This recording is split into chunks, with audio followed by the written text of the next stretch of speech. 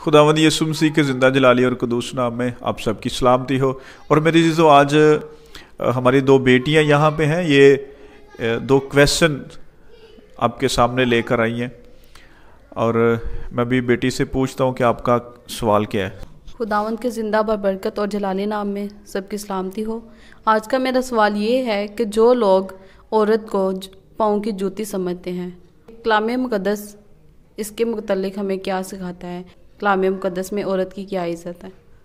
जी, तो मेरे चीज़ों आज का हमारा पहला क्वेश्चन कि क्या औरत पाँव की जूती है? जी, हमारा माशरा इसको इसी तरह ट्रीट करता है। कलाम मुक़द्दस में जब हम देखते हैं कि खुदा ने ज़मीन व आसमान को तख्लीक किया और सारी चीज़ें जो अभी तक हमें नज़र आती हैं, खुदा ने 6 दिन में इसको तख्लीक किया, बनाया। तो इसमें खुदा ने आदम को जब बनाया तो कलाम में लिखा है कि खुदा ने आदम को कहा कि तेरा अकेला रहना अच्छा नहीं लगा मुझे। फिर खुदा ने आदम पर गहरी नींद भेजी और इसके लिए हम कलाम मुक़द्दस में से पैदाइश की किताब 2 बाब और 21वीं और 22वीं आयत मुक़द्दस हम तिलावत करेंगे। जी बेटा। और खुदा ने आदम पर गहरी नींद भेजी और वह सो गया, और उसने उसकी पसलियों में से एक को निकाल लिया और उसकी जगह गोश्त बढ़ दिया। और खुदा ने उस पसली से जो उसने आदम में से निकाली थी एक औरत बनाकर उसे आदम के पास लाया। आमीन। जी, तो मेरे चीज़ों खुदा ने औरत को आदम की पसली में से निकाला है। कहाँ से? आदम की पसली से औरत को निकाला गया है।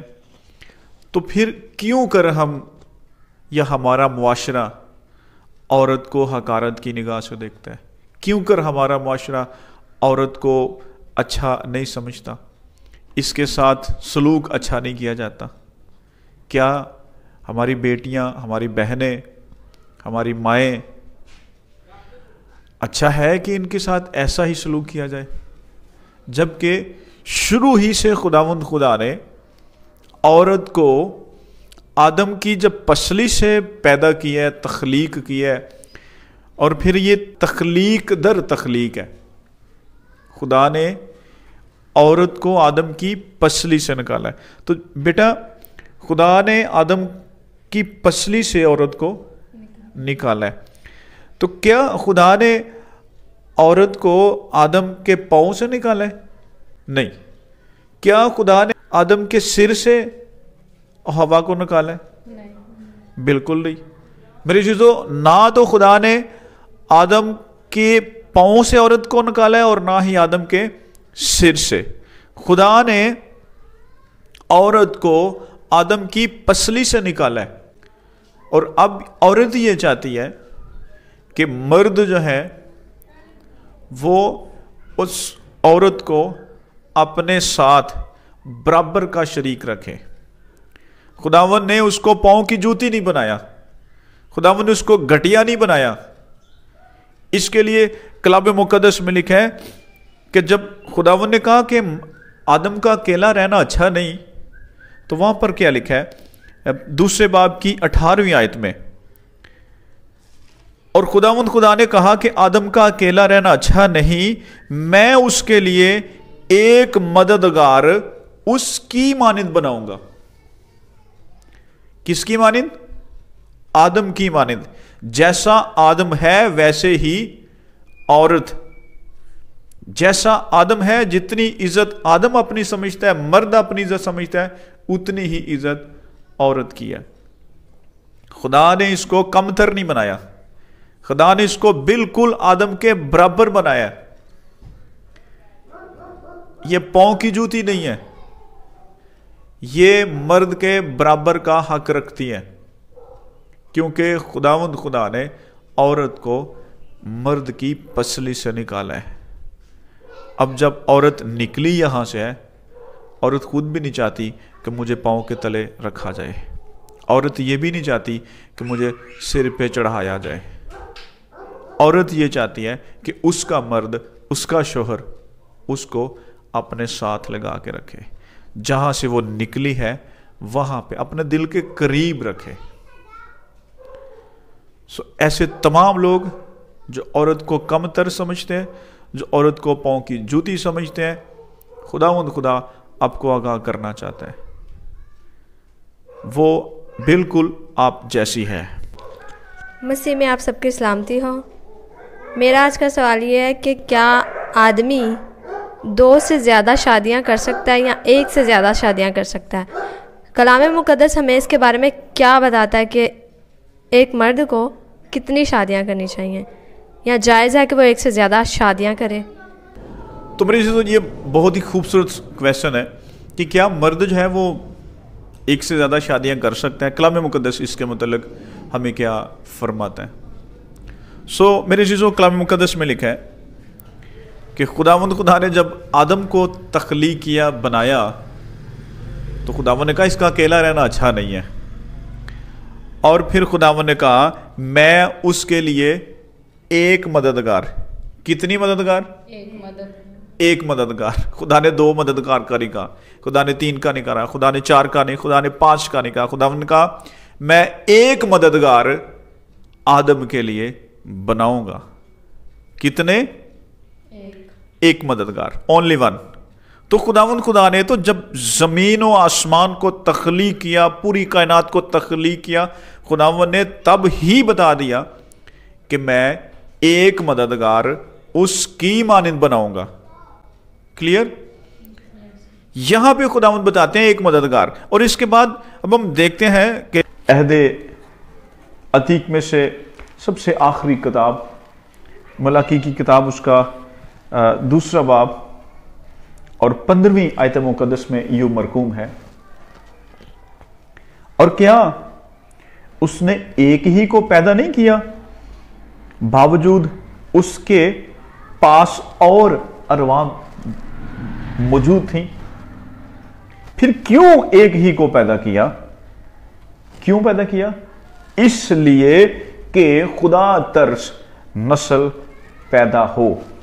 बस तुम अपने नफ्स से खबरदार रहो और कोई अपनी जवानी की बीवी से बेवफाई ना करे। कलाम फरमाता है कि खुदा के पास और रूहें भी थी, खुदा के पास और रूहें भी हैं, खुदा के पास और बदन भी हैं, लेकिन क्यों मर्द को एक बदन दिया गया? क्यों मर्द को एक रूह दी गई? इसलिए मेरे जीजो कि खुदा तरस नस्ल पैदा हो। अगर आप चाहते हैं कि आपकी औलाद आपकी फर्मा बरदारी करे, अगर आप चाहते हैं कि आपकी औलाद आपके ताबे रहे, उसके लिए जरूरी यह है कि आपकी एक शादी हो। मर्दों, मैं आपसे मुखातिब हूं। अगर आप चाहते हैं आपके बेटे, आपकी बेटियां आपकी फर्मा बरदारी में रहें, तो उसके लिए जरूरी है कि आपकी एक शादी हो, तब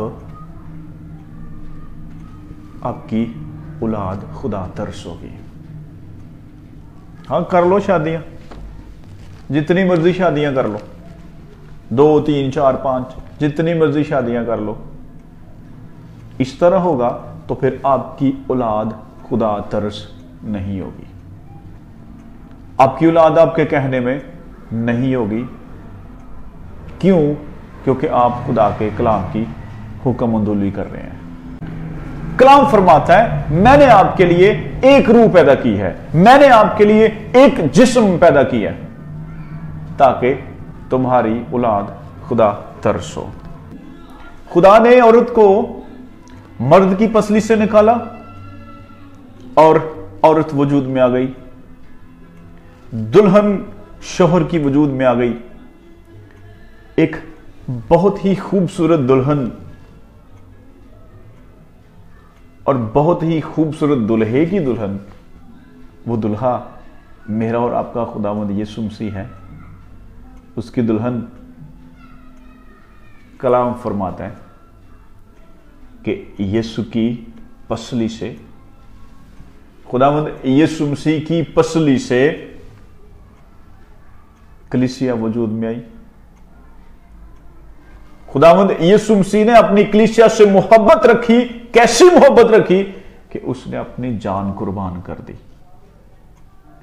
खुदावंद शोहरों से ऐसी मोहब्बत चाहता है कि अपनी बीवियों से ऐसी मोहब्बत करो।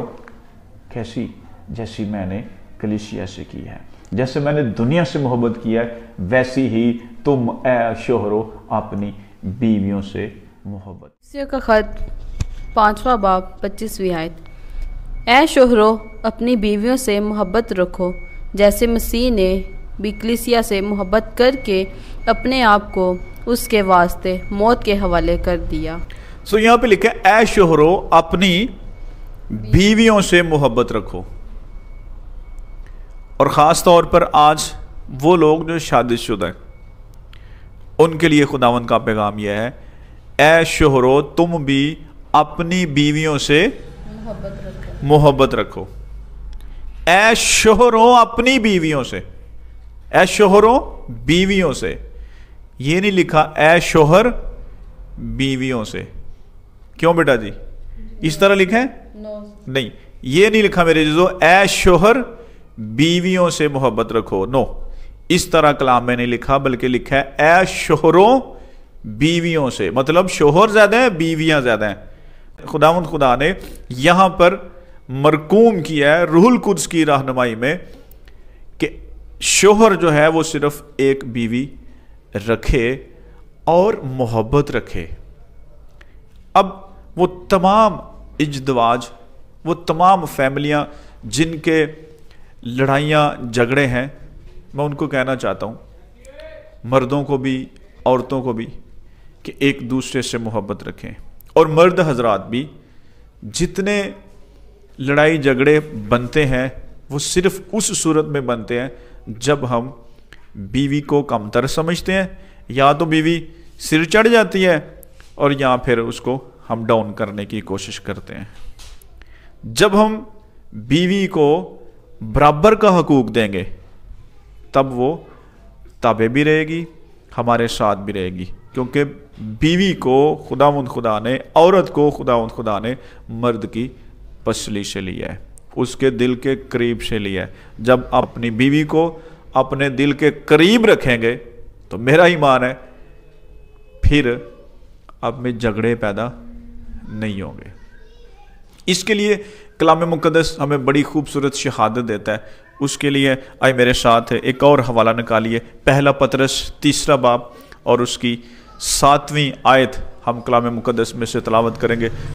पहला पतरस उसका 3 बाब उसकी 7वीं आयत।